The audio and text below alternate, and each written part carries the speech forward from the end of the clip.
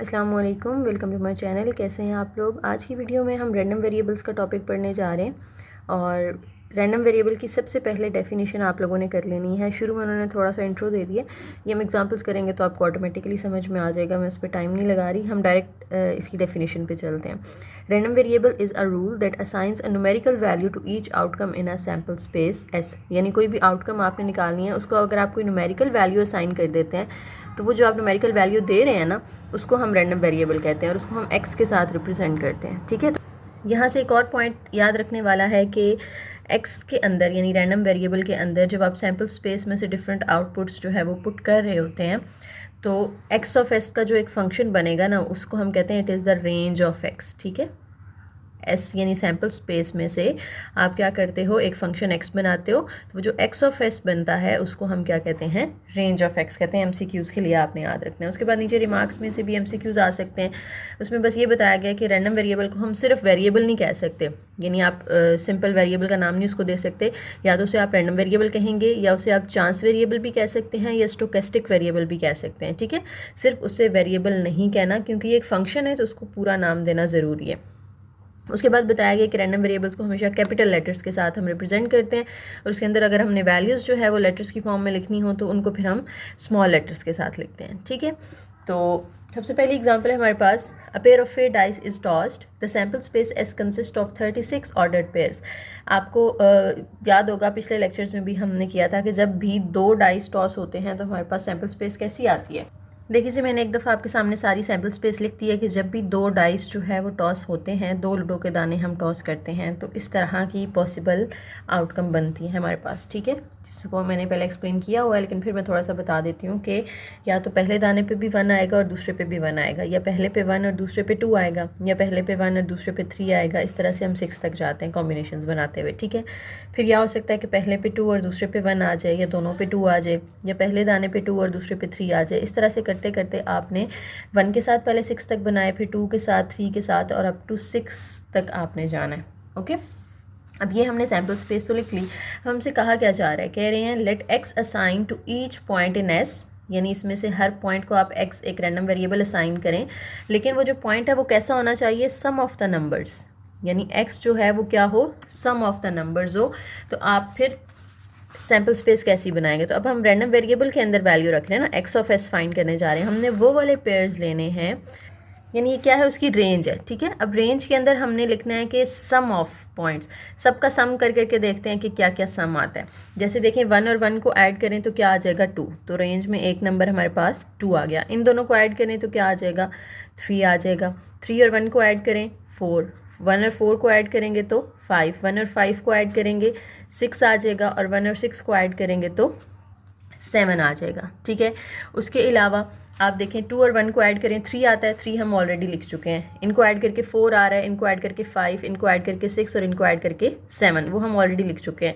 2 और 6 को ऐड करके 8 आ रहा है, 8 हमने पहले नहीं लिखा हुआ तो हम यहाँ पे अब 8 लिख लेते हैं। ठीक है, फिर ये 4 है, 5 है, 6 बनेगा, 7 बनेगा, 8 बनेगा, ये 9 बनेगा, तो हम अब 9 लिख लेते हैं। ठीक है, जो पहले लिख चुके हैं उनको हम बार बार नहीं लिखेंगे। इस तरह से आप सबको सम करके देखते जाएं, 5, 6, 7, 8, 9, इनको ऐड करेंगे तो 10 बनेगा। ठीक है, उसके बाद इनको ऐड करने से 6 बनता है, इनको ऐड करने से 7 बनता है, इनको ऐड करने से 8 बनता है, फिर 9, फिर 10।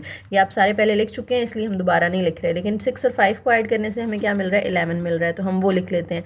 फिर इन सबको आप ऐड करते जाएँ तो इनको ऐड करके 12 बनेगा, वो हमने लिख लिया। इससे ऊपर हमारे पास कोई वैल्यू नहीं है, तो बस इसकी रेंज के अंदर 2 से 12 तक सारे नंबर्स आ जाएंगे। ठीक है, तो ये हमने देखें इसकी रेंज स्पेस लिख ली 2 से 12 तक। उसके बाद कहते हैं कि लेट्स से एक और आपने रैंडम वेरिएबल ले लिया जिसको हम y से रिप्रेजेंट कर रहे हैं, उसमें आपने वो वाले पॉइंट्स लेने हैं सैम्पल स्पेस में से मैक्सिमम ऑफ द 2 नंबर्स, यानी 2 में से मैक्सिमम। एक और हम यहाँ पे रेंज बना रहे हैं और उसमें हमने मैक्सिमम, ये तो सम ऑफ 2 नंबर्स था ना, सम ऑफ 2, यहाँ पे हमने मैक्सिमम ऑफ 2 लेना है। यानी इस पेयर में, पहले पेयर में देखें मैक्सिमम नंबर क्या है, दोनों सेम है, कोई भी मैक्सिमम नहीं है। ठीक है, तो हम 1 ही कह सकते हैं ना कि 1 ही मैक्सिमम है, तो हमने इधर 1 लिख लेना है। ठीक है, उसके बाद अगले पेयर में देखें 1 और 2 में से मैक्सिमम नंबर कौन सा है, 2 है। इनमें से मैक्सिमम नंबर कौन सा है, 3। इसमें से मैक्सिमम कौन सा है, 4। इसमें से मैक्सिमम 5 है और इसमें से मैक्सिमम नंबर 6 है। तो वो सारे आपने लिख लेने हैं जो भी मैक्सिमम नंबर आपको नज़र आ रहे हैं। ठीक है। उसके बाद इनमें से मैक्सिमम 2 है, वो हम ऑलरेडी लिख चुके हैं, दोबारा नहीं लिखेंगे। इनमें से मैक्सिमम 3 है, इनमें से 4 है, इसमें से 5 है और इसमें से 6 है, वो हम ऑलरेडी लिख चुके हैं। आप आगे इस तरह से कंपेयर करते जाइएगा तो 6 से बड़ा कोई भी नंबर हमें नहीं मिलेगा, ठीक है। तो ये y ऑफ s हमारे पास एक और रैंडम वेरिएबल की रेंज स्पेस आ गई। तो यहाँ से बेसिकली उन्होंने आपको रेंज स्पेस का कॉन्सेप्ट समझाने की कोशिश की है।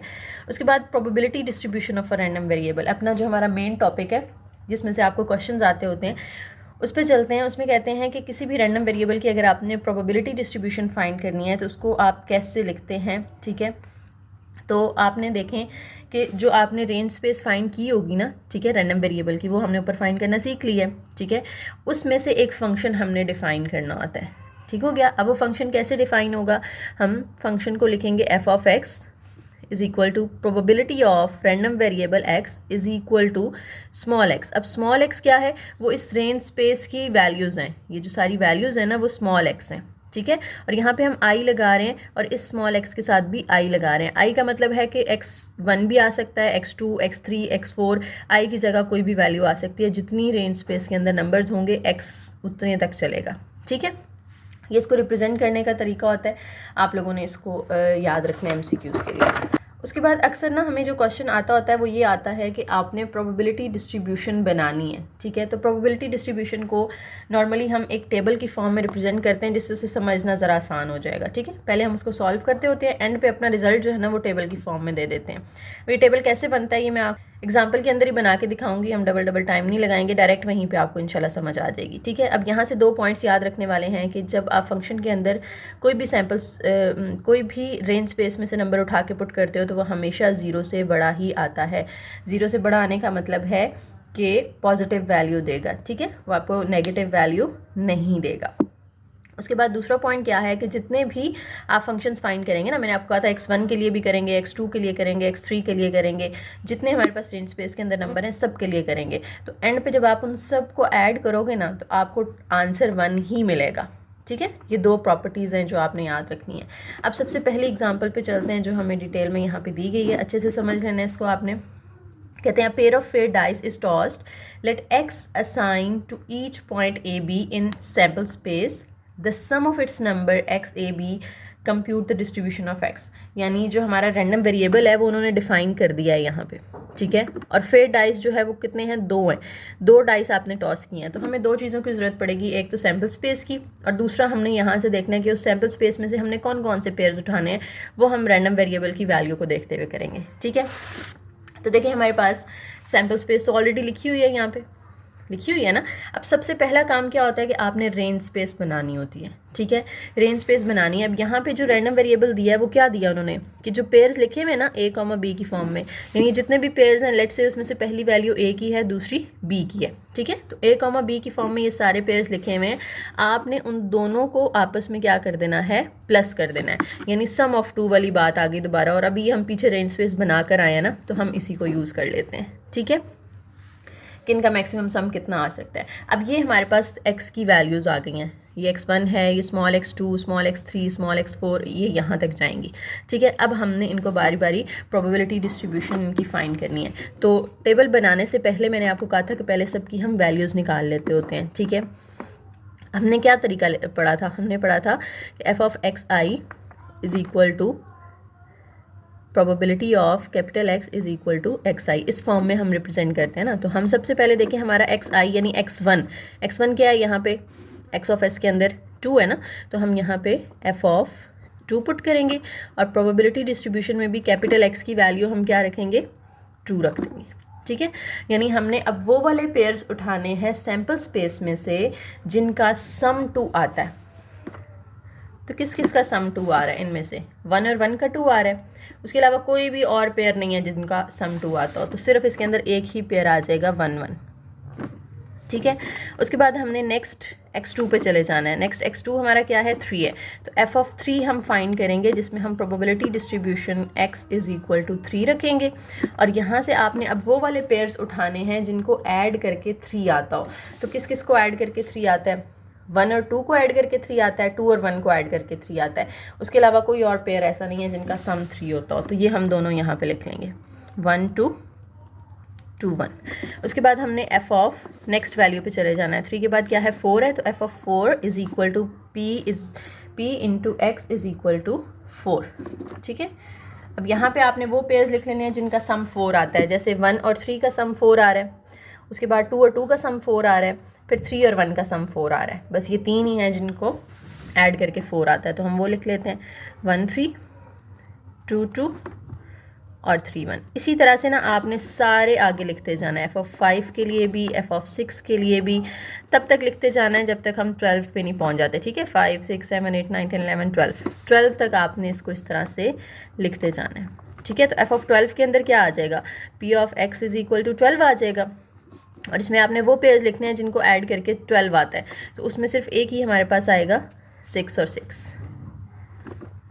ठीक है, अब ये आपने फंक्शंस तो लिख लिए, अब इन सब की ना आपने प्रोबेबिलिटी भी लिखनी है। ठीक है, सारे जितने भी होंगे ना 2 से 12 तक सबकी प्रोबेबिलिटीज़ लिखनी है। ठीक है, अब इसमें देखें कितने पेयर्स हैं, एक ही पेयर है, और सैम्पल स्पेस में टोटल कितने नंबर्स हैं हमारे पास 36 पेयर्स हैं, तो इसकी प्रोबेबिलिटी आ जाएगी 1/36। ठीक है, इसके अंदर कितने हैं 2 हैं, तो ये आ जाएगी 2/36। इसके अंदर कितने पेयर्स हैं 3 हैं, ये आ जाएगी 3/36। इस तरह से आपने 5 6 7 सब की लिख लेनी है, ये आपकी बुक पे सारी लिखी हुई है। ठीक है, सबकी प्रोबेबिलिटीज़ लिख लेनी है, और इसके बाद अब हम टेबल बनाएंगे प्रोबेबिलिटी डिस्ट्रीब्यूशन का। इस तरह का आप टेबल बनाएंगे। ठीक है, उसमें पहले वाली रो हमेशा हम एक्स आई की रखते हैं, जो वैल्यूज़ हम एक्स की पुट कर रहे थे, ठीक है, जो हमने रेंज के अंदर रखी थी, और दूसरा हम एफ ऑफ एक्स आई का लिखते हैं कि एफ ऑफ एक्स आई का आंसर क्या आया था हमारे पास। ठीक है, अब देखें हमारे पास टोटल 2 से 12 तक थी ना एक्स आई की वैल्यूज़, तो हमने यहाँ पे 12 खाने बना लिए 2 से 12 तक, 2 फिर 3 4 5 6 7 8 9 10 11 12, इन जो रेंज ऑफ एक्स के अंदर नंबर्स थे वो हमने यहाँ पे लिख लिए। फिर 2 पुट करने से फंक्शन की प्रोबेबिलिटी कितनी आ रही थी, जैसे देखें हमने यहाँ पे 2 पुट किया था ना, तो इसकी प्रोबेबिलिटी आई थी 1/36। 3 पुट करने से क्या आई थी 2/36, तो अब 2 के नीचे हमने 1/36 और 3 के नीचे 2/36 लिख देना है। इस तरह से 4 पुट करके हमारी आई थी 3/36, 5 पुट करके हमारी आई थी 4/36। इस तरह से सब की आपने प्रोबेबिलिटीज़ के आंसर लिखते जाने हैं। 12 की हमारी आई थी 1/36, तो ये टेबल फिल कर देना आपने, तो यहाँ पे आपका क्वेश्चन जो है वो कंप्लीट हो जाएगा। समझ आ गई? नेक्स्ट एग्जाम्पल पे चलते हैं। कहते हैं box contains 12 items of which 3 are defective. Total 12 items हैं जिसमें से 3 जो है वो डिफेक्टिव हैं। Sample of 3 items is selected from the box. आपने 3 ही चूज़ करनी है। If X denotes the number of defected items, यानी एक्स जो है वो किस चीज़ को शो कर रहा है, डिफेक्टेड आइटम्स को शो कर रहा है। ठीक है, तो हम जो रेंज ऑफ एक्स बनाएंगे, जो एक्स ऑफ एस बनानी होती है ना हमने सबसे पहले, तो एक्स ऑफ एस किसके इक्वल आ जाएगा कि या तो आप जो 3 चूज़ कर रहे हो उनमें कोई भी डिफेक्टिव नहीं आती, या एक उनमें से डिफेक्टिव आ जाती है, या उन 3 में से 2 डिफेक्टिव होंगी, या जो आपने 3 चूज़ किए हैं वो तीनों की तीनों डिफेक्टिव होंगी। इसके अलावा तो और कोई पॉसिबिलिटी नहीं है ना, तो ये रेंज ऑफ एक्स आ गई हमारे पास। ठीक है, यानी ये x1 x2 x3 x4 की वैल्यूज़ आ गई जो हमने टेबल में इस तरह से एक्स आई के सामने लिखनी होंगी। ठीक है, यानी इनको हमने पुट करना है फंक्शन के अंदर। अब उसके बाद क्या कहते हैं, find the distribution of x. Simple आपने डिस्ट्रीब्यूशन ऑफ एक्स फाइंड करना है, तो 2 चीज़ें हमें चाहिए होती हैं, एक तो रेंज ऑफ एक्स चाहिए होती है, एक हमें सैम्पल स्पेस भी चाहिए होती है ना। तो सैम्पल स्पेस कैसे आएगी, एस जो हमने फाइंड करना होता है, यानी number of elements in sample space. जैसे पिछले क्वेश्चन में हमारे पास number of elements in sample space थे 36। ठीक है, इसमें कितने होंगे, देखिए टोटल आपके पास 12 आइटम्स हैं, आपने सेलेक्ट कितनी करनी है 3, तो 12C3 हम फाइंड कर लेंगे। ठीक है, आपको पता है ना जब भी हमने इस तरह से सेलेक्ट करना होता है तो हम कॉम्बिनेशन यूज़ करते हैं, तो 12C3 का आंसर आपको मिलेगा 220। ठीक है, तो एन ऑफ एस भी आपके पास आ गया। अब आपने क्या करना है, आपने सबसे पहले एफ ऑफ x1 फाइंड करना है। पहले मैं आपके सामने इसकी जनरल फॉर्म लिख देती हूँ ताकि आसानी हो जाए। ये होती है ना जनरल फॉर्म। अब इसके अंदर देखें एफ ऑफ x1 क्या है, यहाँ पे 0 है, यानी 0 डिफेक्टिव आइटम्स हैं, यानी पी ऑफ x की value is equal to 0। 0 defective items हैं, तो आपने देखें कितनी सेलेक्ट करनी है, 3 करनी है ना। अब टोटल 12 है, 12 में से 3 डिफेक्टिव हैं, तो पीछे जो सही वाली हैं वो कितनी रह गई, 9 रह गई ना, यानी 9 जो है वो ठीक है, 3 जो है वो ख़राब है। अब आपने हो सकता है आप उन 3 में से यानी जो 3 डिफेक्टिव हैं उनमें से 0 डिफेक्टिव चूज़ करो, यानी डिफेक्टिव आप कोई भी नहीं चूज़ कर रहे, लेकिन जो बाकी 9 हैं उसमें से आप 3 चूज़ कर लेते हो, क्योंकि टोटल आपने 3 ही सेलेक्ट करनी है ना, और वो तीनों आप उस 9 में से सेलेक्ट कर रहे हो जो ठीक हैं। ख़राब वाली में से आप कोई भी सेलेक्ट नहीं करते। तो 3C0 इस तरह लिख लें, या यूँ भी लिख सकते हैं ना, 3C0 मल्टीप्लाई बाय 9C3। अब तो आपको पता चल गया होगा, हमने काफ़ी दफ़ा काम किया हुआ है पीछे। या इस तरह लिख लें या इस तरह लिख लें, ठीक है। तो इसका आंसर आपके पास 3C0 का जो आएगा उसको मल्टीप्लाई कर देना 9C3 के आंसर के साथ, तो ये हमारे पास आ जाएगा जनाब 84। साथ ही इसकी प्रोबेबिलिटी भी हम निकाल लेते हैं। प्रोबेबिलिटी में क्या होता है, इसका जो आंसर होता है 84, उसको आप डिवाइड कर देते हो n ऑफ s के साथ। टोटल सैम्पल स्पेस में जितने एलिमेंट्स हैं वो कितने 220 हैं, तो ये इसकी प्रोबेबिलिटी आ गई, ठीक है। फिर हम f ऑफ यहाँ पे 0 पुट किया था, अब हम क्या पुट कर देते हैं, 1 पुट कर देते हैं। 1 पुट करेंगे तो p of x is equal to 1 आ जाएगा, यानी अब आप 3 में से 1 डिफेक्टिव ले रहे हो। पहले 0 डिफेक्टिव ले रहे थे, अब 1 डिफेक्टिव ले रहे हो। इसका मतलब है पीछे जो 9 रह जाएंगी उनमें से फिर आपको 2 लेनी होंगी ना, क्योंकि टोटल हमने 3 लेनी है। एक हमने यहाँ पे चूज़ कर ली, तो 2 हमें इनमें से चूज़ करनी पड़ेंगी। अब इनके आंसर्स आपने निकाल लेने, और ये आपको आंसर देगा 108, ठीक है। तो इसकी प्रोबेबिलिटी भी हम साथ ही निकाल लेते हैं। 108 ओवर टोटल कितनी है, 220 है, ठीक है। फिर इस तरह से आपने f ऑफ 2 फाइंड करना है, जिसमें आप p of x is equal to 2 रखोगे, यानी अब आप उन 3 डिफेक्टिव में से 2 डिफेक्टिव चूज़ कर लेते हो, तो एक और जो करनी है वो बाकी 9 में से कर लेंगे आप, ठीक है। इसका भी आंसर आ जाएगा, प्रोबेबिलिटी भी निकाल लेनी है। f ऑफ 3 फाइंड कर लेना है, p of x is equal to 3, यानी आप 3 जो डिफेक्टिव हैं वही तीनों आप सेलेक्ट कर लेते हो, तो फिर बाकी 9 में से तो कोई भी सेलेक्ट नहीं की ना आपने, तो वहाँ पे 0 आ जाएगा। इसका भी आंसर लिख लें, तो इनके आंसर्स हम लिख लेते हैं 27 और 1, ठीक है। तो इसकी प्रोबेबिलिटी आ जाएगी 27 ओवर 220, इसकी आ जाएगी 1 ओवर 220। अब आपने इसका प्रोबेबिलिटी डिस्ट्रीब्यूशन बनाना था, उसके लिए हमें क्या करना पड़ेगा, एक टेबल बनाना पड़ेगा जिसके अंदर हम रखेंगे xi ऊपर वाली रो में, f ऑफ xi नीचे वाली रो में, और x की वैल्यूज़ लिखेंगे 0 हमने रखी ऊपर x ऑफ s के अंदर जो वैल्यूज़ आ रही थी ना, ठीक है, या जो आपने यहाँ पे पुट की हैं वो वाली 0 रखेंगे, 1 रखेंगे, 2 रखेंगे और 3 रखेंगे। 0 पुट करने से हमारी प्रोबेबिलिटी आई थी 84 ओवर 220, वो आपने यहाँ पे लिख देनी है, ठीक है। 1 पुट करने से हमारी आई थी 108 ओवर 220, 2 पुट करने से आई थी 27 ओवर 220, 3 पुट करने से हमारा आंसर आया था 1 ओवर 220। तो ये प्रोबेबिलिटी डिस्ट्रीब्यूशन बना लिया आपने। नेक्स्ट टॉपिक है हमारा expectation of a random variable. Expectation हम बेसिकली मीन को कहते हैं, ठीक है। तो पेपर में अगर मीन आए या एक्सपेक्टेशन आए या कहें कि expected value of a random variable, तो तीनों का मतलब यही है कि आपने एक्सपेक्टेशन फाइंड करनी है। इसको रिप्रेजेंट कैसे करते हैं, इसको हम ई ऑफ एक्स के साथ, यानी उस रैंडम वेरिएबल की एक्सपेक्टेड वैल्यू हम फाइंड करने जा रहे हैं, या उस रैंडम वेरिएबल का मीन फाइंड करने जा रहे हैं, या उस रैंडम वेरिएबल की एक्सपेक्टेशन फाइंड करने जा रहे हैं, और इसको हम म्यू के साथ, जो माइक्रो का सिंबल होता है ना, उसके साथ रिप्रेजेंट करते हैं, ठीक है। इसका फॉर्मूला क्या होता है एक्सपेक्टेड वैल्यू का, mu is equal to summation X I F of X I, और इस समेशन में आप आई की वैल्यूज़ 1 से लेकर n तक लेंगे, ठीक है। जैसे हमने पीछे इस तरह से प्रोबेबिलिटी डिस्ट्रीब्यूशन बनाया ना, हर क्वेश्चन में आप पहले यहाँ तक काम करेंगे, उसके बाद हर x की वैल्यू को f ऑफ x के साथ मल्टीप्लाई करेंगे, इसको इसके साथ मल्टीप्लाई करेंगे, इसको इसके साथ, इसको इसके साथ, और सब आंसर्स को फिर प्लस कर लेंगे, तो आपके पास उनका समेशन आ जाएगा, ठीक है। ये सिंपल सा फॉर्मूला है, माइंड में रखना है। अब हम एग्जांपल करते हैं। कहते हैं what is the expectation of the number of heads when 3 fair coins are tossed, यानी जब आप 3 कॉइन्स टॉस करते हो, एक्सपेक्टेशन क्या होगी। तो देखिए, सबसे पहले तो हमने सैम्पल स्पेस लिखनी होती है ना। सैम्पल स्पेस हमारे पास आ जाएगी, 3 कॉइन आप टॉस कर रहे हो ना, हो सकता है तीनों दफ़ा हेड आ जाए, या तीनों दफ़ा टेल आ जाए, या पहली दफ़ा टेल 2 दफ़ा हेड आ जाए, ठीक है, या 2 दफ़ा टेल और 1 दफ़ा हेड आ जाए, या THT आ जाए, या HTT आ जाए, HTH आ जाए, ठीक है, या HHT आ जाए। 8 हो गए, 1 2 3 4 5 6 7 8 जी। ये आपके पास हमारे सैम्पल स्पेस आ गई, यानी n ऑफ s हमें मिल गया यहाँ से 8।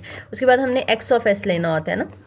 x ऑफ s के अंदर हमने देखना है कि हमें उन्होंने क्या कहा है, रैंडम वेरिएबल हमने कौन सा लेना है, नंबर ऑफ हेड्स लेने हैं, ठीक है। यहाँ पे लिखा हुआ है ना, नंबर ऑफ हेड्स की एक्सपेक्टेशन निकालनी है, यानी ये अब रैंडम वेरिएबल है हमारा। तो नंबर ऑफ हेड्स जो है वो हमारे पास कितने हैं, या तो कोई भी नंबर ऑफ हेड नहीं होगा, जैसे ये देखें इसके अंदर कोई हेड नहीं है, या हो सकता है कि एक हेड आ जाए, जैसे इसमें भी एक हेड आया हुआ है, इसमें भी एक हेड आया हुआ है, इसमें भी एक हेड आया हुआ है, या हो सकता है कि 2 दफ़ा हेड आ जाए, या हो सकता है कि 3 दफ़ा हेड आ जाए जैसे इसमें। ठीक है, तो इसके अलावा और कोई पॉसिबिलिटी नहीं है, 4 दफ़ा आ नहीं सकता और 0 से कम भी नहीं हो सकता। तो ये हमें 2 चीज़ें जो चाहिए होती हैं वो हमने लिख ली। अब हमने फाइंड करना है एफ ऑफ एक्स आई, जिसको हम कैसे लिखते हैं, P of X is equal to X I. ठीक है, अब आपने बारी बारी यहाँ पे वैल्यूज़ पुट करते जाना है। पहले 0 पुट करना है हमने, यानी P of X is equal to 0 हो जाएगा। और अब आप देखें कि प्रोबेबिलिटी क्या होगी इसकी, 0 हेड्स है ना, तो उसके अंदर कौन कौन से हमारे पास आ जाएंगे, यहाँ से सैम्पल स्पेस में से कौन कौन से पॉइंट्स आ जाएंगे जहाँ पे कोई हेड नहीं है, तो उसमें टी बस ये आ रहा है ना, इसके अलावा तो और कोई नहीं है। ठीक है, तो इसकी प्रोबेबिलिटी हो जाएगी 1/, एन ऑफ एस क्या है टोटल हमारे पास 8 है ना, तो 1/8 आ जाएगा। ठीक है, उसके बाद आपने देखना है कि अगर हम 1 रखते हैं इसकी value x is equal to 1, तो देखें हेड एक दफ़ा हेड कहाँ कहाँ पे आ रहा है, इसके अंदर आ रहा है TTH, THT, HTT। अब कितने इसके अंदर हैं, 3 हैं पॉइंट्स, और सैम्पल स्पेस टोटल कितनी थी 8, तो 3/8 आ जाएगा। इसी तरह से f की वैल्यू 2 रख के और f इंटू 3 रख के आपने वैल्यूज़ निकाल लेनी है। इसके अंदर हमारे पास वो पॉइंट्स आएंगे जहाँ पे 2 हेड आ रहे हैं। ठीक है, तो वो आपने लिख लेने हैं, और उसकी प्रोबेबिलिटी हमारे पास क्या आ जाएगी, 2 हेड किस किस के अंदर आ रहे हैं, ये देखें 1 और ये 2 और ये 3 के अंदर आ रहे हैं, तो वो 3/8 आ जाएगा। इसी तरह से x की वैल्यू आपने जब 3 रखनी है तो उसके अंदर हमारे पास 1 ही आएगा ना, कि 3 दफ़ा हेड जो है वो कहाँ पे आ रहा है, सिर्फ ये इस एक पॉइंट पे आ रहा है, तो इसकी प्रोबेबिलिटी हो जाएगी 1/8। अब आपने एक्सपेक्टेड वैल्यू निकालनी है, तो मैंने कहा था सबसे पहले तो हम उसकी प्रोबेबिलिटी डिस्ट्रीब्यूशन बनाते हैं, उसके बाद एक्सपेक्टेड वैल्यू देते हैं। ठीक है, तो प्रोबेबिलिटी डिस्ट्रीब्यूशन के लिए ऊपर एक्स आई, नीचे एफ ऑफ एक्स आई रखते हैं हम। एक्स की वैल्यूज़ हमने देखें क्या क्या पुट की, 0 पुट की, 1 पुट की, 2 और 3 पुट की, 0, 1, 2 और 3। अब देखें यहाँ पे इनकी सामने जो प्रोबेबिलिटीज़ आई हैं वो भी लिख लें। 0 पुट करने से हमारा आंसर आया था 1/8, 1 पुट करने से आया था 3/8, 2 पुट करने से भी आया था 3/8 और 3 पुट करने से आया था 1/8। अब हमने इतना नहीं छोड़ देना, ये तो हमने यहाँ तक तब छोड़ना है अगर वो सिर्फ कहें कि प्रोबेबिलिटी डिस्ट्रीब्यूशन फाइंड करें।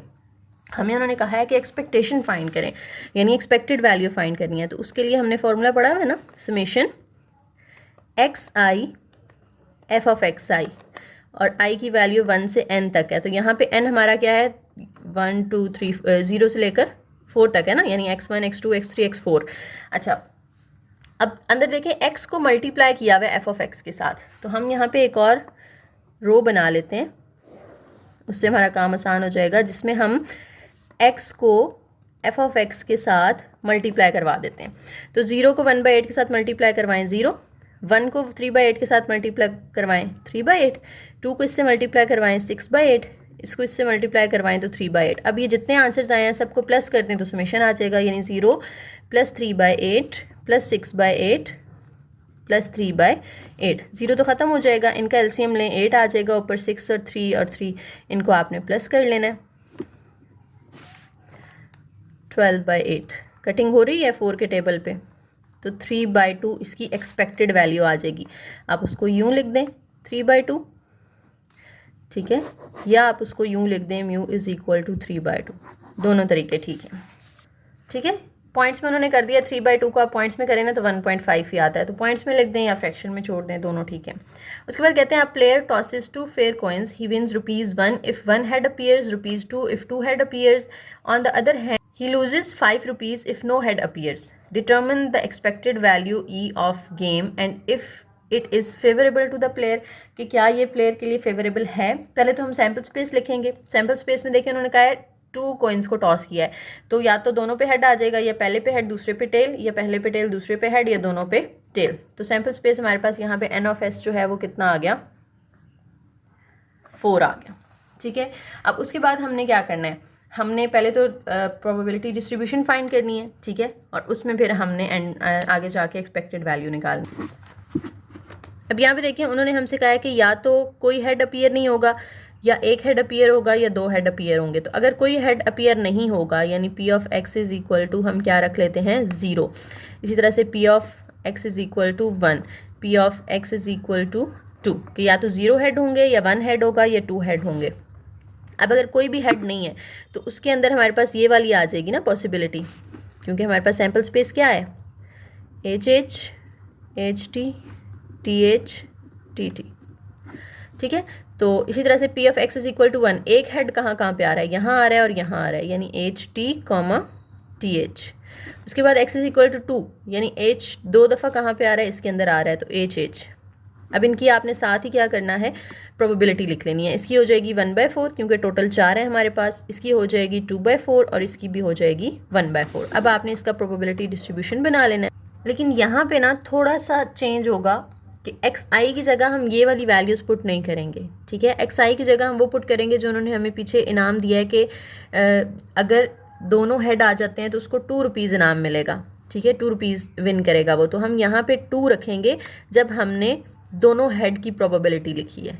ठीक है, लेट्स से ये हमारे पास 1/4 है। उसके बाद क्या कहते हैं, उसके बाद उन्होंने हमसे कहा था कि अगर उसको एक हेड मिल जाता है तो फिर उसको 1 रुपी इनाम मिलेगा। तो एक हेड उसको मिल जाता है तो उसकी प्रोबेबिलिटी क्या है, 2/4 है। तो 2/4 को अब हमने ना 1 के साथ, 1 रुपी के साथ मल्टीप्लाई करना है। और फिर वो कहते हैं कि अगर उसको कोई भी हेड नहीं मिलता, यानी अगर उसको दोनों टेल्स मिल जाते हैं तो उसकी प्रोबेबिलिटी क्या है, 1/4 है ना। और उसको वो कह रहे हैं कि वो लूज़ कर देगा 5 रुपीज़, यानी -5 से हम मल्टीप्लाई करेंगे इसको। ठीक है, लूज़ करने का मतलब क्या है, वो माइनस हो जाएंगे। जहाँ पे वो विन कर रहा है वहाँ पे हम पॉजिटिव वैल्यूज़ ले रहे हैं, जहाँ पे वो लूज़ कर रहा है वहाँ पे हम नेगेटिव वैल्यू ले रहे हैं। अब हमने इसकी एक्सपेक्टेड वैल्यू निकालनी है, तो उसके लिए हम इधर एक और रो बना लेते हैं और उसके अंदर हम एक्स आई को एफ ऑफ एक्स आई के साथ मल्टीप्लाई करवा देते हैं। ठीक है, 2 को इसके साथ मल्टीप्लाई करवा दें 2/4, 1 को करवा दें 2/4, इसको करवा दें -5/4। तो अब आप यहाँ से वो निकाल लेंगे, एक्सपेक्टेड वैल्यू निकाल लेंगे। ठीक है, एक्सपेक्टेड वैल्यू किसके इक्वल होगी, इनको प्लस कर देना है ना हमने, 2/4 प्लस 2/4 प्लस -5/4। और जब प्लस माइनस करेंगे तो ये तो माइनस हो जाएगा, यानी 2/4 प्लस 2/4 -5/4। अब आप इनका एलसीएम ले लें, नीचे 4 आ जाएगा, ऊपर 2 + 2 4, 4 - 5 करेंगे तो -1, यानी ये नेगेटिव वैल्यू आ रही है। नेगेटिव वैल्यू आ रही है, इसका मतलब है कि ये फेवरेबल नहीं है प्लेयर के। उन्होंने ये पूछा था ना कि इज इट फेवरेबल और नॉट, तो ये गेम प्लेयर के लिए फेवरेबल नहीं है, क्योंकि अगर वो लूज़ कर जाता है तो उसको खुद से पैसे देने पड़ेंगे। उसके बाद एक और एग्जांपल है और ये थोड़ी सी डिफरेंट है, ध्यान से ज़रा इसको समझ लीजिएगा। कहते हैं a coin is weighted so that probability of head is 3/4 and probability of tail is 1/4। इस क्वेश्चन में उन्होंने हमें खुद से हेड और टेल की अलग अलग वैल्यूज़ प्रोबेबिलिटी की दे दी हुई हैं। ठीक है, तो हमें प्रोबेबिलिटी जो है वो हेड और टेल की उस तरह से फाइंड नहीं करनी है अब जैसे हम पीछे कर रहे थे। ठीक है, उन्होंने जो वैल्यूज़ दी हैं उनको यूज़ करते हुए हमने फाइंड करनी है। अब कॉइन वो कह रहे हैं कि 3 दफ़ा टॉस होता है, अगर कॉइन 3 दफ़ा टॉस होता है तो सैम्पल स्पेस इस तरह की बनेगी ना, 3 दफ़ा हेड या 2 दफ़ा हेड टेल ही हम पीछे बना चुके हैं, यानी एन ऑफ एस यहाँ से हमारे पास कितना आ जाएगा, 8 आ जाएगा। ठीक है, उसके बाद फाइंड क्या करना है, कहते हैं x denotes the number of heads, यानी एक्स जो है, जो हमारा रैंडम वेरिएबल है, वो किस चीज़ को डिनोट कर रहा है, नंबर ऑफ हेड्स को डिनोट कर रहा है। और पहले तो हमने डिस्ट्रीब्यूशन ऑफ एक्स फाइंड करना है, फिर हमने एक्सपेक्टेड वैल्यू फाइंड करनी है, यानी हम टेबल बना लेंगे एक दफ़ा, उसी टेबल में से फिर हम मीन निकाल लेंगे। ठीक है, अब वो टेबल कैसे बनाना है, ऐसे नहीं बनाना जैसे हम पीछे बनाते हुए आए हैं, मैंने कहा ना थोड़ा सा डिफरेंट होगा क्योंकि उन्होंने खुद आपको ये 2 वैल्यूज़ दे दी हुई हैं। तो ऐसे केस में क्या करते हैं हम, ये जितने पेयर्स हैं ना, इन सब पेयर्स की बारी बारी अलग अलग प्रोबेबिलिटी डिस्ट्रीब्यूशन पहले निकालेंगे, उसके बाद फिर हम इस एक्स की तरफ जाएंगे कि जिसमें हमने नंबर ऑफ हेड्स को एक दफ़ा 0 एक दफ़ा 1, क्योंकि एक्स ऑफ एस क्या बनेगा कि या तो कोई भी हेड शो नहीं होगा, या एक हेड आ सकता है, या 2 आ सकते हैं, या 3 आ सकते हैं। तो इसकी तरफ हम बाद में जाएंगे, पहले हमने इस हर पेयर की ना अलग अलग क्या करना है, प्रोबेबिलिटी निकाल लेनी है। ठीक है, अब वो कैसे निकलेगी, देखें पहला पेयर कौन सा है जिसमें तीनों हेड आ रहे हैं, तो प्रोबेबिलिटी इसकी हमने निकाल लेनी है तीनों हेड्स की। ऊपर देखें एक हेड की प्रोबेबिलिटी कितनी दी हुई है, 3/4, तो 3 हेड्स हैं तो 3 दफ़ा 3/4 लिख के उनको आपस में आपने क्या कर देना है, मल्टीप्लाई कर देना है, तो हमारे पास आंसर 27/64 आ जाएगा। ठीक है, उसके बाद दूसरे पे आ जाए, दूसरा कौन सा है, 2 हेड है और एक टेल है, तो उसकी जब आप प्रोबेबिलिटी निकालोगे तो हेड और हेड की जगह पे देखें 3/4 आ जाएगा, यानी 3/4 × 3/4, और टेल की क्योंकि उन्होंने हमें 1/4 दिया है तो यहाँ पे 1/4 आ जाएगा। तीनों को मल्टीप्लाई कर दें, 3 3 9, 9 1 9, नीचे 4 4 16, 16 4 64। इसी तरह से तीसरे पे चले जाएं, एच टी एच है तो एच की मल्टीप्लाई बाय टी की और मल्टीप्लाई बाय एच की वैल्यूज़ पुट करके आपने कर, इसी तरह से बारी बारी सारे 8 के 8 जो पेयर्स हैं उनकी आपने वैल्यूज़ निकालनी प्रोबेबिलिटी की। अब हम जाएंगे जो हमारा तरीका होता है फाइंड करने का, कि हमने क्या करना है, पहले p of x is equal to 0, फिर p of x is equal to 1, p of x is equal to 2 और p of x is equal to 3 find कर लेना है, क्योंकि x ऑफ s के अंदर यही हमारे पास 4 पॉसिबल वैल्यूज़ हैं। x इज इक्वल टू 0 का मतलब है कि जहाँ पे कोई हेड नहीं है तो वहाँ पे क्या होगा, तीनों टेल्स आएंगी ना, सिर्फ ये वाला आ जाएगा ना सिर्फ उसके अंदर, कि यहाँ पे कोई हेड नहीं है। और तीनों टेल्स की प्रोबेबिलिटी हमने इधर निकाल ली थी, कितनी निकाली थी, 1/64, तो वो इसका आंसर आ जाएगा, इसकी प्रोबेबिलिटी आ जाएगी। उसके बाद x की वैल्यू 1 रखें, यानी एक दफ़ा हेड किस किस के अंदर आ रहा है, देखें एक दफ़ा हेड आ रहा है यहाँ पे 1, 2 और 3, 3 में आ रहा है, तो इन तीनों को हमने यहाँ पे लिख लेना है, HTT, THT, TTH। ठीक है, अब इन तीनों की प्रोबेबिलिटीज़ देखें क्या निकाली थी आपने। HTT की प्रोबेबिलिटी हमने क्या निकाली हुई है, यहाँ पे HTT की प्रोबेबिलिटी है 3/64, तो पहले हम लिख लेंगे 3/64। इन तीनों की मैंने यहाँ पे लिख ली, और इन तीनों को अब हम मल्टीप्लाई नहीं करेंगे, इन तीनों को आपस में प्लस करेंगे, क्योंकि इधर और सिचुएशन आएगी ना, या ये वाला केस आ सकता है क्योंकि आप 3 दफ़ा ही टॉस कर रहे हो, या तो पहली दफ़ा हेड और 2 दफ़ा टेल आ जाएगा, या पहली दफ़ा टेल दूसरी दफ़ा हेड तीसरी दफ़ा टेल आ जाएगा, या ये केस हो सकता है। ठीक है, तो इधर और सिचुएशन में हम क्या करते हैं, प्लस कर लेते होते हैं, तो इसलिए हमने यहाँ पे प्लस किया। और पीछे यहाँ पे इसीलिए हमने, सॉरी मैंने एक्सप्लेन नहीं किया पीछे, कि हमने ये मल्टीप्लाई इसीलिए किया था क्योंकि तीनों केसेस होंगे ना, जब हम टॉस करते हैं तो ये तीनों बारियां हमें लेनी है। ठीक है, तो इसलिए तीनों को मल्टीप्लाई किया। इसमें एंड था कि इधर और सिचुएशन नहीं है, आप एक बारी या 2 बारियां नहीं ले सकते, तीनों दफ़ा टॉस करना है। लेकिन यहाँ पे इन जो 3 केसेस हैं इनमें से एक ही केस आ सकता है। इसी तरह से x की वैल्यू 2 रखें, तो देखें कौन कौन से पेयर्स आ जाएंगे, जहाँ पे हेड 2 दफ़ा आ रहा है। ठीक है, इसके अंदर आ रहा है और इसके अंदर आ रहा है, इसके अंदर आ रहा है, और तो कहीं भी नहीं है। अब इन तीनों की प्रोबेबिलिटीज़ भी आपने लिख के प्लस कर लेना है। और हेड 3 दफ़ा कहाँ पे आ रहा है, इस एक में ही आ रहा है ना, तो उसकी हमने प्रोबेबिलिटी यहाँ पे निकाली थी तीनों हेड्स की 27/64, तो इसका आंसर आ जाएगा 27/64। देखें टेबल हमने बना लिया। इसमें अब क्या करना है, एक्स आई की जगह पे 0 1 2 3 पुट कर देना है आपने, जो आपने पीछे एक्स ऑफ एस के अंदर रखा था। और 0 पुट करने से हमारा देखें आंसर क्या आया था, 1/64, वो लिख लिया। 1 पुट करने से कितना आया था, 9/64। 2 पुट करने से आया था 27/64, और 3 पुट करने से भी 27/64। फिर ये तो हमारा पहला पार्ट हो गया कि हमने प्रोबेबिलिटी डिस्ट्रीब्यूशन फाइंड कर दी।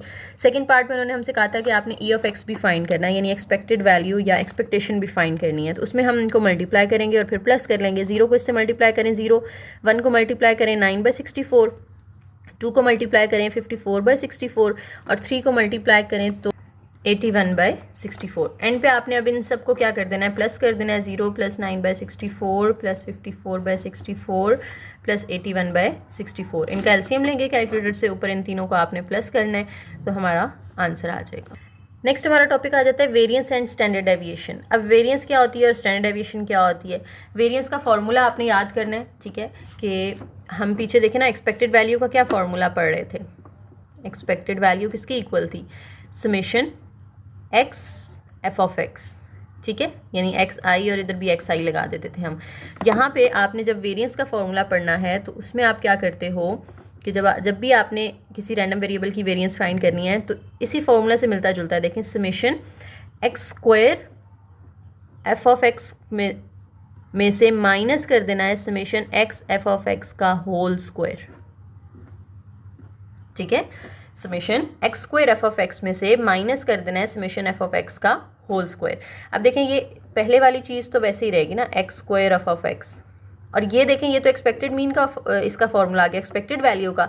तो यहाँ पे हम ये भी लिख सकते हैं कि एक्सपेक्टेड वैल्यू यानी ई ऑफ एक्स का होल स्क्वायर, या ये भी लिख सकते हैं summation x² f(x) minus mu square, क्योंकि ये एक्सपेक्टेड वैल्यू का फॉर्मूला है और उसको हम म्यू भी लिख सकते हैं। तो ये तीनों तरीके से एमसीक्यूज में फॉर्मूला आ सकता है, तीनों नोटेशंस आपने याद रखनी है। तो वेरिएंस आपको समझ में आ गया कैसे निकलती है। उसके बाद स्टैंडर्ड डेविएशन कैसे निकलती है। जो भी यहाँ से वेरिएंस का आंसर आएगा ना आपके पास, वेरिएंस का जो भी आंसर आएगा उसका अंडर रूट ले लेंगे तो आपके पास स्टैंडर्ड डेविएशन आ जाती है। ठीक है, वेरिएंस का जो सिंबल है ना वो इस तरह से है सिग्मा स्क्वायर, और जो स्टैंडर्ड डेविएशन का सिंबल है वो होता है सिग्मा, यानी इसका अंडर रूट लेंगे तो ये चीज़ आ जाएगी आपके पास। तो अगर आपको क्वेश्चन में कहा जाता है स्टैंडर्ड डेविएशन फाइंड करें तो उसके लिए भी पहले आपको वेरिएंस फाइंड करनी पड़ेगी। इसी तरीके से जब वेरिएंस आ जाएगी तो फिर उसका आप अंडर रूट ले लेंगे तो स्टैंडर्ड डेविएशन आ जाएगी। एग्जाम्पल देखें इसकी, कहते हैं फाइंड द एक्सपेक्टेशन, यानी मीन भी फाइंड करना है आपने, एक्सपेक्टेड वैल्यू फाइंड करनी है, वेरिएंस भी फाइंड करना है और स्टैंडर्ड डेविएशन भी फाइंड करनी है। ठीक है, यहाँ पे डिस्ट्रीब्यूशन उन्होंने हमें खुद बना के दे दी है, हमें बनाने की ज़रूरत नहीं है, और अगर बनानी भी पड़े तो हमने पीछे सीख लिया ना, इतने सारे क्वेश्चंस हमने किए हैं पीछे के कैसे बनाते हैं। ठीक है, बनाने के बाद हमने क्या करना होता है, अब इसी टेबल को हम ड्रॉ कर लेते हैं। तो मैं आपको टेबल फॉर्म में बना देती हूँ ताकि आपको ईजी रहे। अच्छा देखिए जी, टेबल में उन्होंने हमें सिर्फ ये 2 रोज़ दी हुई थी, तो मैंने नीचे देखें मीन फाइंड करने के लिए हमें क्या चाहिए होता है, एक्स और एफ ऑफ एक्स को मल्टीप्लाई करना होता है ना, तो एक रो मैंने उसके लिए बना ली। फिर हमें वेरिएंस में एक और चीज़ भी चाहिए होती है, एक्स स्क्वायर को एफ ऑफ एक्स के साथ मल्टीप्लाई करना है। तो पहले हम एक्स स्क्वायर की रो बना लेंगे और फिर एक्स स्क्वायर को एफ ऑफ एक्स के साथ मल्टीप्लाई करके उसकी रो बना लेंगे। ठीक है, अब इनको फिल कैसे करना है, तो ये तो आपको आती है, हमने पीछे पढ़ लिया है। 1 को इससे मल्टीप्लाई कर दें, 3 को इससे मल्टीप्लाई कर दें, 4 को इससे मल्टीप्लाई कर दें और 5 को इससे मल्टीप्लाई कर दें। एक्स स्क्वायर फिल करना है, एक्स स्क्वायर में यानी जो एक्स वाली वैल्यूज़ है ना, एक्स आई सॉरी लगा देना है, जितने भी हैं यहाँ पे एक्स और एफ ऑफ एक्स उसके साथ आई लगा देना है आपने। अब एक्स आई की जितनी वैल्यूज़ हैं उन सब का स्क्वायर लेके यहाँ पे लिखते जाना है। 1 का स्क्वायर 1 आ जाएगा, 3 का स्क्वायर 9, 4 का स्क्वायर 15 और 5 का स्क्वायर 25 आ जाएगा। अब आपको यहाँ पे एक्स स्क्वायर को एफ ऑफ एक्स के साथ मल्टीप्लाई करना है। ये एक्स स्क्वायर है और ये एफ ऑफ एक्स है, इन दोनों को आपस में मल्टीप्लाई करें, या 1 को 0.4 के साथ और 9 को 0.1 के साथ, फिर 16 को 0.2 के साथ 3.2 आ जाएगा, और 25 को 0.3 के साथ करें तो 7.5 आ जाएगा। ठीक है, अब आपने यहाँ पे वैल्यूज पुट करनी है। देखें हम पहले तो एक्सपेक्टेड वैल्यू निकालेंगे ना, एक्सपेक्टेड वैल्यू के अंदर हमने ये वाला जो है इसका समेशन ले लेना है, 0.4 प्लस 0.3 प्लस 0.8 प्लस 1.5, इन सब को जब आप ऐड करेंगे तो आपके पास आंसर आ जाएगा 3.0, यानी 3 आ गया। ठीक है, ये एक्सपेक्टेड वैल्यू आ गई। अब यहाँ पे आपने वैल्यूज पुट करनी है, इनका समेशन यानी x square F of x का समेशन, यानी इन सब को आपने आपस में क्या कर देना है, प्लस। इन चारों को जब आप प्लस करेंगे तो आपका आंसर आएगा 12। ठीक है, 12 माइनस एक्सपेक्टेड वैल्यू का हमने क्या लेना होता है, स्क्वायर लेना होता है। तो एक्सपेक्टेड वैल्यू हमारे पास 3 है तो 3 का स्क्वायर ले लें। तो 12 माइनस 3 का स्क्वायर क्या होता है, 9 होता है। तो 12 में से आप जब आप 9 को माइनस करोगे तो हमारे पास इसका आंसर भी क्या, ठीक है, ये वेरिएंस आ गई। अब आपने तो स्टैंडर्ड डेविएशन भी निकालनी थी, तो स्टैंडर्ड डेविएशन किसके इक्वल होती है, अंडर रूट ले लेना है वेरिएंस का, यानी 3 का अंडर रूट ले लें तो वो 1.7 समथिंग आ जाएगा। तो ये आपने तीनों चीज़ें निकालनी, मीन भी निकाल लिया, वेरिएंस भी निकाल ली और स्टैंडर्ड डेविएशन भी निकाल ली।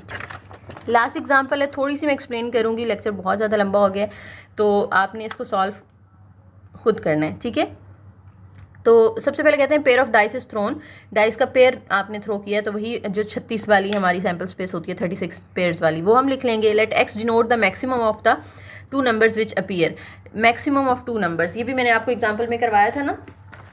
पहले तो आपने क्या करना होता है, आपने प्रोबेबिलिटी डिस्ट्रीब्यूशन बनानी है ना, यहाँ पे सबसे पहले लिखा हुआ है find the distribution of x, पहले वो टेबल बनाएंगे डिस्ट्रीब्यूशन का, फिर आपने मीन भी निकालना है, वेरिएंस भी निकालनी है और स्टैंडर्ड डेविएशन भी निकालनी है। ठीक है, तो पहले तो हम वो टेबल बनाएंगे, फिर उस टेबल से आगे इसी तरह से तीनों काम करने हैं जैसे हमने पिछले एग्जाम्पल में किए हैं, मैंने आपको करके दिखाया है। ठीक है, अब वो टेबल बनाने के लिए हमें क्या क्या चाहिए होता है, हमें एन ऑफ एस चाहिए होता है और हमें एक्स ऑफ एस चाहिए होता है। एन ऑफ एस के अंदर तो हमारे पास वो 36 आ जाएंगे ना।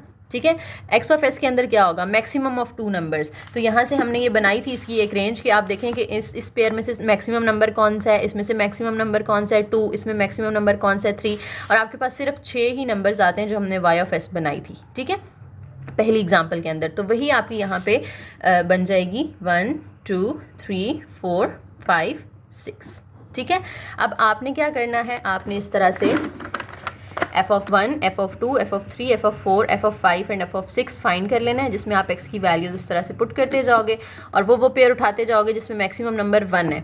ठीक है, तो 1 1 आ गया, फिर वो वाले पेयर उठाने हैं जिसमें मैक्सिमम नंबर 2 है। ये नहीं कि 2 वाले सारे ही उठा लो।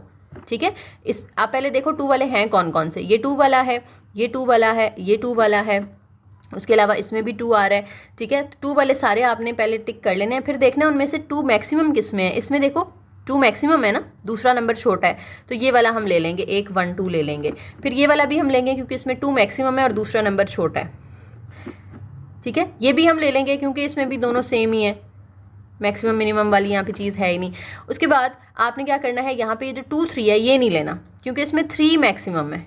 हम तो अभी सिर्फ x इज इक्वल टू 2 की बात कर रहे हैं ना, हमने वो पेयर्स लेने हैं जिसमें 2 मैक्सिमम हो। तो इसमें तो 2 छोटा है, 2 से बड़ा एक नंबर मौजूद है, हालांकि 2 इसमें भी आ रहा है, लेकिन हम ये वाला पेयर भी नहीं उठा सकते क्योंकि इसमें 4 मैक्सिमम है। हमें वो वाले पेयर्स लेने हैं जिसमें 2 मैक्सिमम हो।